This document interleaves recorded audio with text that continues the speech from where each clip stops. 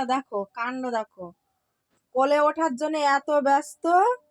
দেখো আমি বসেছি, আমার কোলে লাফ দিয়ে ওঠার জন্য ব্যস্ত, সেটা তোমাদেরকে একটু দেখলাম। দেখো কি বানর, দেখো দেখো অবস্থাটা দেখো কি করছে। দেখো রান্না করতে করতে একটুখানি বসেছে, আর দেখো দেখো অবস্থা দেখো। ওর কোল চাই সকালবেলা, ছুটতে আসলো এসে আর কোলে উঠে বসার জন্য। দেখো দেখো দেখো দেখো তার অবস্থা দেখো। ওদিকে কিন্তু আমার রান্না হচ্ছে, আর দেখো একটুখানি বসেছি আর কোলে ওঠার জন্য ব্যস্ত।